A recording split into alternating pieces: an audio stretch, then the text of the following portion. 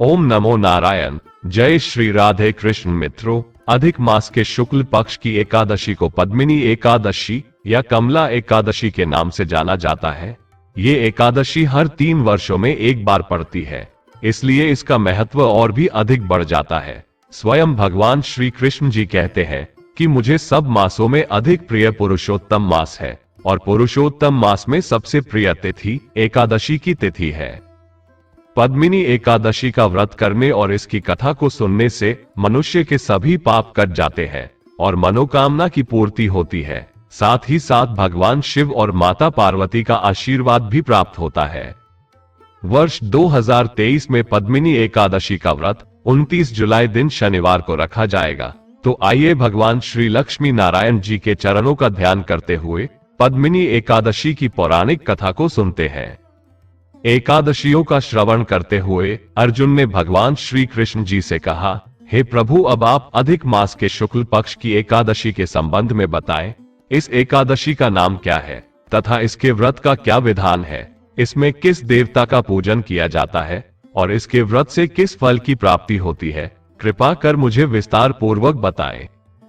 तब भगवान श्री कृष्ण जी ने कहा कि हे अर्जुन, अधिक मास की एकादशी अनेक पुण्यों को देने वाली है। इसका नाम पद्मिनी है। इस एकादशी के व्रत से मनुष्य विष्णु लोक को जाता है। इस एकादशी के व्रत का विधान मैंने सर्वप्रथम नारद जी से कहा था। यह विधान अनेक पापों को नष्ट करने वाला तथा मुक्ति और भक्ति प्रदान करने वाला है। इस एकादशी के व्रत के विधान और फल को बताने के पहले मैं तुम्हें पद्मिनी एकादशी की व्रत कथा को सुनाता हूँ। इसे ध्यान पूर्वक सुनो। ये सुंदर कथा महर्षि पुलस्त ने नारद जी से कही थी। एक बार कार्तवीर ने रावण को अपने बंदी गृह में बंद कर लिया था। उसे महर्षि पुलस्त ने कार्तवीर से विनय करके छुड़ाया था।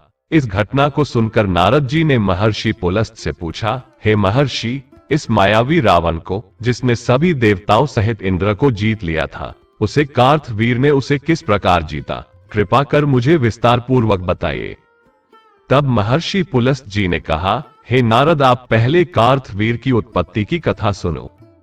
त्रेता युग में महिष्मती नामक नगरी में कार्तवीर नाम का एक राजा राज्य करता था।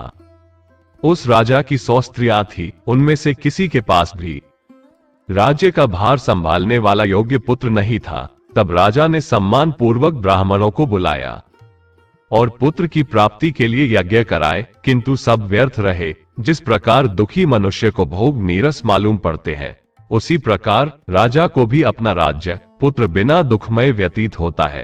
अंत में वह तप के द्वारा ही सिद्धियों को प्राप्त जानकर तपस्या करने के लिए वन को चला गया। उसकी स्त्री का नाम प्रमदा था, जो राजा हरिश्चंद्र की पुत्री थी। वस्त्र अलंकारों को त्याग कर अपने पति के साथ गंधमादन पर्वत पर चली गई। उस स्थान पर इन लोगों ने 10,000 वर्षों तक तप किया, किंतु सिद्धि प्राप्त न हो सकी।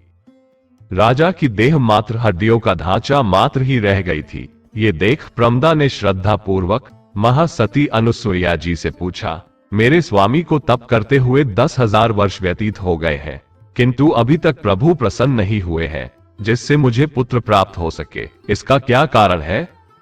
वृंदा की बात सुनकर देवी अनुसुईया ने कहा, अधिक मास जो कि 36 माह बाद आता है, यानी कि 3 वर्षों में केवल एक ही बार, उसमें 2 एकादशी होती है।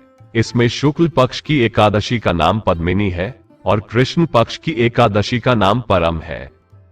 इनके जागरण और व्रत करने से ईश्वर तुम्हें अवश्य ही पुत्र देंगे। तत्पश्चात देवी अनुसुईया ने व्रत का विधान बताया। रानी प्रमदा ने देवी अनुसुईया की बतलाई विधि के अनुसार एकादशी का व्रत और रात्रि में जागरण किया। इससे भगवान विष्णु उस पर बहुत प्रसन्न हुए और वरदान मांगने को कहा। रानी प्रमदा ने कहा, प्रभु, आप यह वरदान मेरे पति को दीजिए। रानी प्रमदा का वचन सुन भगवान विष्णु ने कहा, हे रानी प्रमदा, मुझे अधिक मास बहुत प्रिय है। इसमें भी एकादशी तिथि मुझे सबसे अधिक प्रिय है। इस एकादशी का व्रत तथा रात्रि जागरण तुमने विधान पूर्वक किया है, इसलिए मैं तुम पर अति प्रसन्न हूँ। इतना कहकर भगवान विष्णु ने राजा से कहा, हे राजन, तुम अपना इच्छित वर मांगो, क्योंकि तुम्हारी स्त्री ने मुझे प्रसन्न किया है। भगवान की अमृतवाणी सुन राजा ने कहा, हे प्रभु, आप मुझे सबसे उत्तम, सबके द्वारा पूजित तथा आपके अतिरिक्त देव, असुर, मनुष्य आदि से अजय पुत्र दीजिए, यानी कि आपके अलावा कोई भी मेरे पुत्र को हरा ना सके। राजा को इच्छित वर देकर प्रभु अंतर्ध्यान हो गए। तदुपरांत दोनों अपने राज्य को वापस आ गए। इन्हीं के यहाँ समय आने पर कार्तवीर उत्पन्न हुए थे। ये भगवान श्री हरि के अतिरिक्त सबसे अजय थे। कार्तवीर ने रावण को जीत लिया था। ये सब पद्मिनी एकादशी व्रत का प्रभाव था। इतना वृतांत सुनाने के उपरांत महर्षि पुलस्त वहां से चले गए। तब श्री कृष्ण जी कहते हैं, हे कुंती पुत्र अर्जुन, ये मैंने अधिक मास के शुक्ल पक्ष की एकादशी का व्रत कहा है। जो मनुष्य इस व्रत को करता है वो विष्णु लोक को अवश्य जाता है। फिर भगवान श्री कृष्ण जी अर्जुन से कहते हैं, आप इस व्रत के फल और विधान को ध्यानपूर्वक सुनो। दशमी वाले दिन व्रत को प्रारंभ करना चाहिए। इस दिन कांसे के पात्र का किसी भी रूप में प्रयोग नहीं करना चाहिए तथा मांस, मसूर, चना, कोदो, शहद, साग और पराया अन्न, इन सब खाद्यों को त्याग कर देना चाहिए। इस दिन हविष्य भोजन करना चाहिए और नमक नहीं खाना चाहिए। 10वीं की रात्रि को भूमि पर शयन करना चाहिए और ब्रह्मचर्य का पूर्ण पालन करना चाहिए। एकादशी के दिन प्रातः नित्य क्रिया से निवृत्त होकर दातुन करनी चाहिए और 12 बार कुल्ला करके पुण्य क्षेत्र में जाकर स्नान करना चाहिए। उस समय गोबर, मृतिका, तिल, कुश, आमल की चूर्ण से विधि पूर्वक स्नान करना चाहिए।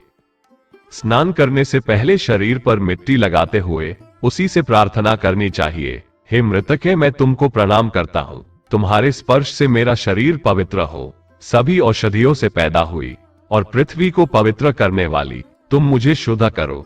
तुम मेरे शरीर को स्पर्श कर मुझे पवित्र करो।